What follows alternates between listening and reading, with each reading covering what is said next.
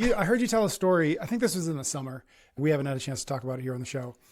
A story about how you sort of like the origin stories of a bit of a new framework for you, for us. So I wanted you to start this conversation. If you could give us the story one more time, lead us into this new framework all around complaining, and then we're going to take it from there. The idea was kind of like the birth child of this framework happened when I'm lucky enough to, both my parents are still alive. My mom lives on the beach on Cape Cod. It's where we spend our summers. Had this amazing day, and towards the end of the day, I'm on the beach with my mom, and we're there. She was complaining because these storms come in and they bring in a lot of debris, like twigs, seaweed, rocks, and her beach was a mess. Mm-hmm. And I'm cleaning up the beach, and she comes down, and she's just trying to make conversation, a good mom like she is. Yeah. And she starts just like complaining about how messy the beach is. And you always kind of like, this was like should I go here or not? Especially with like your mom, you're not sure where this is going to go. But I was like, I'm going to call this out and just see what happens. I was like, kind of first world problems, right, Mom? Just kind of like, I didn't want to like, how could we be complaining? Yep. Right? This was right around the 4th of July. We just had this amazing, amazing day. And I'm loving every bit of life and everyone around me. And we had this like day that was truly complaint free. Like everyone's just talking about how lucky we are. And that was her saying that like, oh, this beach. It was so jarring to me that I had to kind of like underline it and have my mom try to like reread it. Like, actually, Mom, no, this is, my response was first world problems, right? Just trying to make light of it. And to my mom's credit, because you don't know if that's going to turn into some sort of like lecture back. Yeah. Or at least an eye roll. Yeah. Or worse. Or yeah, she walks away like, and oh my gosh, now like, to her credit, she was like, she paused and she just kind of like, you should see it reflect a little bit. And she was like, yeah, probably not even a first world problem, right? And it was like, oh, yes. Okay, cool. Well, as I think a lot of us do when we have conversations, or maybe not, I don't know, I mulled that over in my head for 72 hours. Like I just kept on thinking about it. And I think about complaints, and I think about them a lot. And it's not complaints. What I'm thinking about is the stories we tell ourselves. Yeah. Shout out Mark England, right? Yeah. Like I think about our mindset, and I think about our default operating system. And I think about how we're programmed as humans to search for issues to look to solve. That's like what the brain is set up to do. And what I came away with after that 3 days was this sort of category 1 through 5 of complaints, much like a category 1 through 5 of storms, right? So there's a category 1 storm and a category 5 storm. A category 1 would be a light drizzle, right? Which means that it's a mild annoyance, but there's no meaningful consequences that come from that, right? It's going to be gone in minutes, certainly not going to really disrupt anything.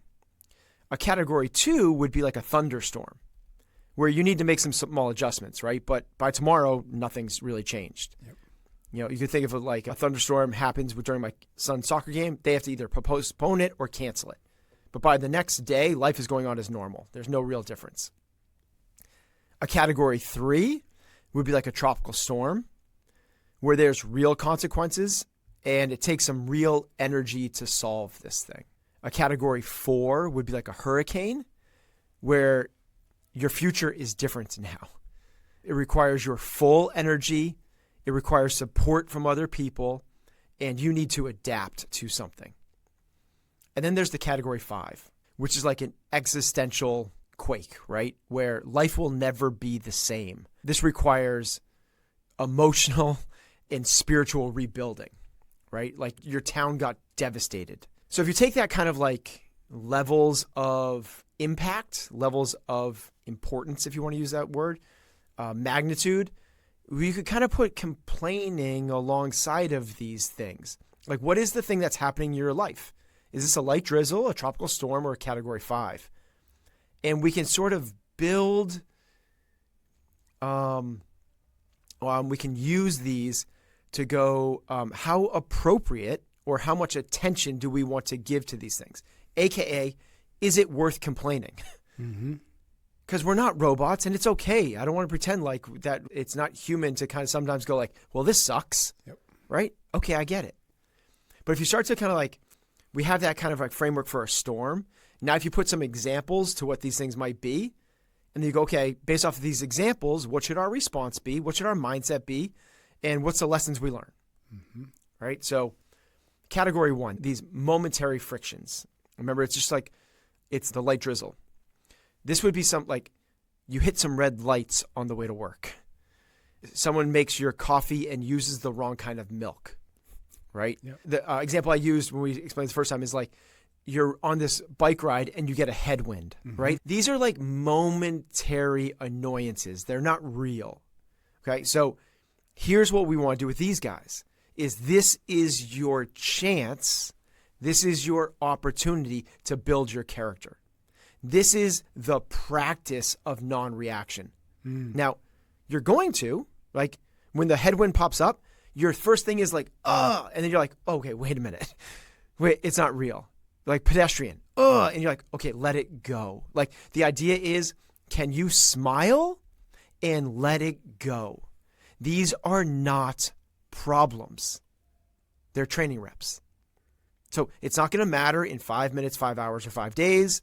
So don't give it more meaning right now. These are the opportunities for emotional conditioning. That's what these are. Okay. Then we have the next ones, right? Which is that category 2. Remember, this is the thunderstorm, right? Which is like, we're going to have to reschedule Bodie's game. But the next day, it's no big deal. Your flight's delayed for 2 hours. Your kid forgot their lunch, and now you have to drive it to school. That's a real world one, right? You get a parking ticket. You're on a Zoom call and the Wi-Fi kicks out, right? You spill your coffee on your pants on the way to work. So here's the deal on these ones. These ones, just like the thunderstorm, is like how quickly can you respond? How quickly can you react? How quickly can you pivot? These require flexibility, not emotion, right? This is the tactical response, not the dramatic one. So the questions we should be asking ourselves like, okay, what do I need to solve this thing, right? Do I need to adjust my calendar? Do I need to make a phone call to somebody? Can I hire someone to do this? If yes, it is solvable and not tragic, right? That's the idea. Here's like the takeaway from this. High performers suffer less because they solve things faster. It's flexibility and adaptation. Okay, we move on to category number 3, right? These are the tropical storm. These have real consequences and require some energy. So these are things like you get passed over for a promotion, get an injury, tear your meniscus, a autoimmune disease pops up. You have to have shoulder surgery. There's real tension in your marriage.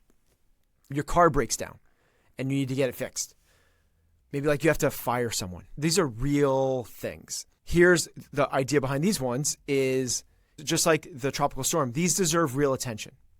So in the first ones, like let it go, roll off, smile.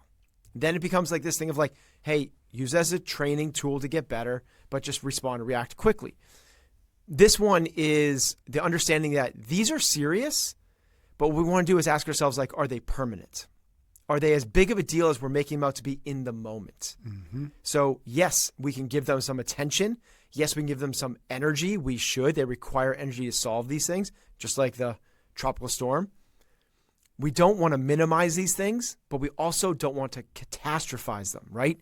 These are not the end of days. These are not life-moving obstacles. These are things that are going to pop up, but we can work through these things. So slow down and respond, right? Don't overreact and engage intentionally. That's the idea behind these guys.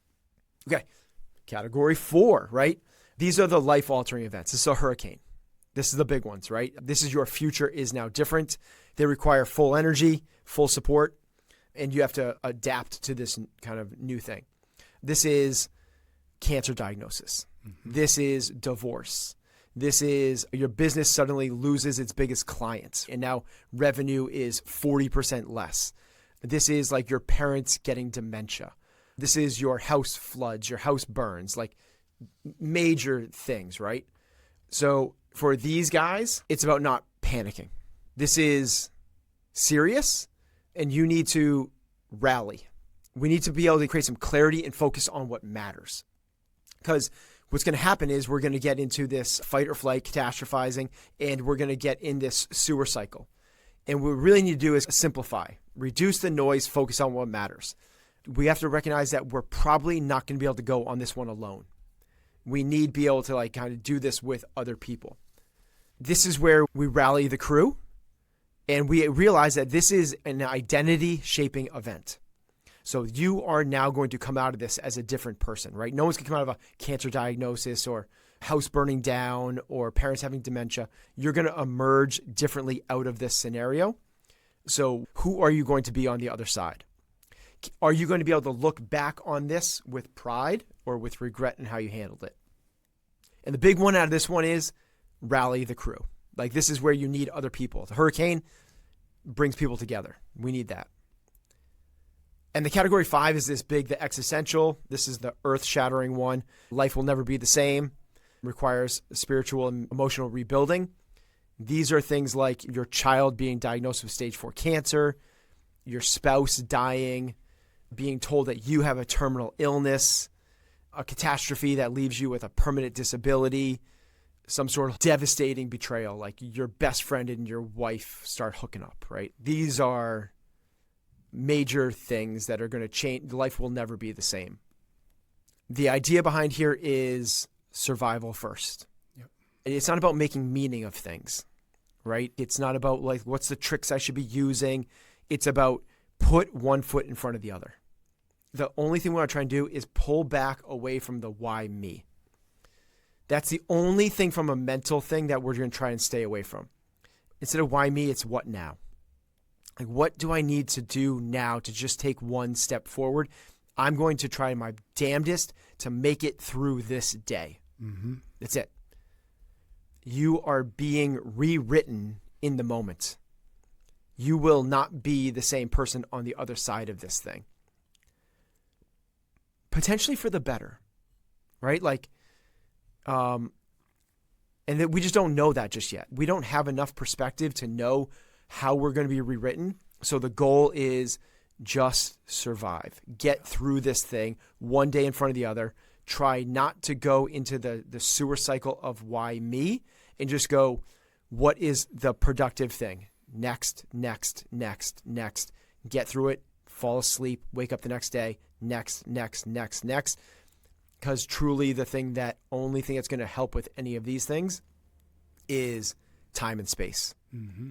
And if we can get some time and space away from these existential, catastrophic, shattering your world moments, they can kind of fall into a category 4. But in the moment, they're 5. Mm-hmm. And we just got to survive the 5s.